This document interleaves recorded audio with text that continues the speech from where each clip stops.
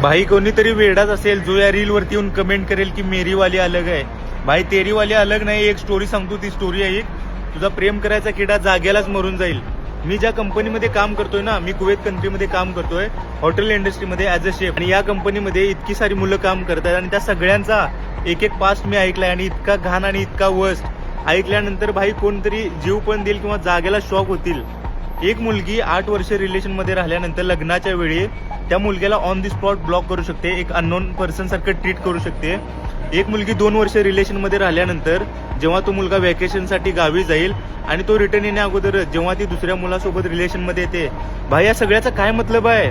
एका महिन्याच्या long डिस्टन्समध्ये relation खराब होतं आणि एक मुलगा ज्याला 10,000 पगार नाही पण तो 80,000 कलेक्ट करून देतो आपल्या गर्लफ्रेंडला. जॉब ऑफर येते तेव्हा तिला, आणि जेव्हा तिला जॉब ऑफर होतो भाई ऑन दी स्पॉट ब्लॉक सगळीकडून, कुठूनच कॉन्टॅक्ट नाही करू शकत.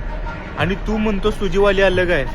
भाई एक मुलगी आपलं लग्न मोडण्याची हिंमत सुद्धा ठेवते, एक लग्न मोडण्याची क्षमता मुलगीमध्ये असते. त्यामुळे असं कधीच विचार नको करू की तुझी वाली अलग आहे. ज्या दिवशी तुझ्यापेक्षा बेटर ऑप्शन तिच्या समोर येईल भाई, तुझा त्यावेळी पत्ता कट झालाय म्हणून समज. सीतासारख्या मुली हाताच्या बोटांवर मोजण्या इतक्या पण नाहीत.